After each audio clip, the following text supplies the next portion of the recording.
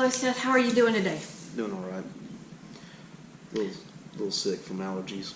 Yeah, it happens. It happens. I appreciate you coming in. How things been going? Been all right. I've been stuck at the house a lot here lately, dealing with an injury. I've had to have 3 surgeries on my ACL so far, and it's not getting better. I still have one more, so I still feel kind of trapped and having to rely so much on other people for stuff that I used to be able to do. It's starting to get aggravating a little bit. I can only imagine. What are you most worried about with the injury?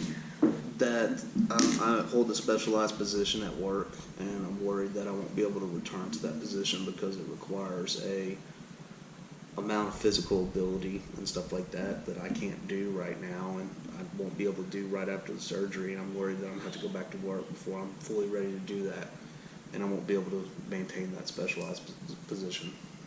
So this is something you love to do? Yes. It's one of the only things that I really enjoy about work still. Okay. So how can you? Are there other things you can do in the police department? Yeah, I could, but I mean, it's not. Don't get me wrong, I enjoy overall what I do, but the thing that I like most is being on the specialized division of the SWAT team. And I like doing that, but that requires a high level of physical ability that, with the severity of this injury, I don't know if I'm going to get back to. Now, I still would enjoy being a police officer, but I wouldn't get to do the extra thing that I really like. I can respect that. How's it going with the family and the injury? It's been hard on them. I mean, even just amongst my wife, having to play double role of doing the husband stuff and the wife stuff, and then on top of that, it makes it harder for her at work because her work, being a teacher, requires a little bit of extra time after hours and stuff like that, and she's not being able to do as much of that, especially right after the surgeries and stuff, and it makes things more stressful at the house. Nobody blames anybody, but there's still that built-up tension. Built-up tension, yeah. Tell me a little bit about your family. I have my wife, Dana. We've been married for 8 years, working on 9. Then we have 2 kids, Tatum and Ari. Tatum is 7 and Ari is 2. And the 7-year-old thinks she's 18, and the 2-year-old thinks she's 7. So that's where we're at right now. I can imagine that would leave you, cause a complete different kind of stress. Yeah, and so on top of that, I mean, even just having a toddler to take care of, it makes it harder. And it's been a year now working on rehabbing this injury, and so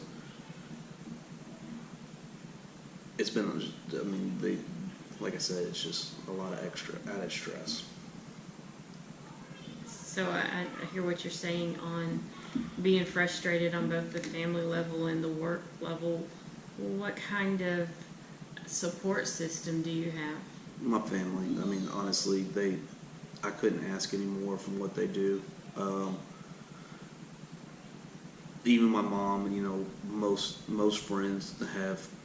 If I really need something, they'll help out and things like that. But I have a hard time asking sometimes. And just I just got to realize that some things just aren't going to get done until I get better. Yeah. What would you like to have come out of this time? Is there something positive that can come out of this time? I mean, where do you want to be? Let's say, where do you want to be in a year? Hopefully just back at work and as healthy as I was when I got injured. But other than that, I mean, I am getting to spend more time with my family since my primary job is night shift. I'm getting to actually, have a normal 9 to 5 with them, so that's always nice, especially while the little one's as young as she is. is this causing any difficulties with work that's bothering you? No, there was a time because I wasn't getting better and nobody knew why, and I didn't know why, and I didn't have the answers, and people were like, well, you should start being ready to come back from this. I'm like, no, it's still not where it's at. Once I figured out that the first procedure was not done right, which was causing all the extra symptoms, and was able to explain that, then it made it a little bit better. So how have you worked through finding that out? How did you bridge that gap between figuring out what was wrong and trying to explain that to work? And how did that go for you? Basically, I just was miserable for the about month that it took us to figure that out. I had to go see another specialist who was able to explain to me better than anybody else what the injuries were, and that the bracket was messed up, and that it wasn't holding the way it was supposed to, which was causing the excess symptoms that were honestly just as bad as right after I had surgery. And 5-6 months later, it should have been getting better. Once I was able to determine that, and he basically said, I'm not going to put you back at work, even on a limited duty capacity, until at least you have these 2 surgeries that you're going to have to correct the problem. So basically I had to have 2 extra surgeries to fix what the first surgeon messed up. And that made a lot more sense. It made me feel better that it wasn't just me. So, and then once I was able to translate that, it made people realize that it was more injured than what any of us had to expect it to be. So from what I understand, what you're saying is that there's been a lot of frustration, even though there's been some good that's come out of with some family time. What do you see this light at the end of the tunnel? Are you feeling a light at the end of the tunnel? I think once I get to this next one and can get to fully rehabbing it back to, because it's kind of just in a holding pattern right now, waiting for the bones to heal.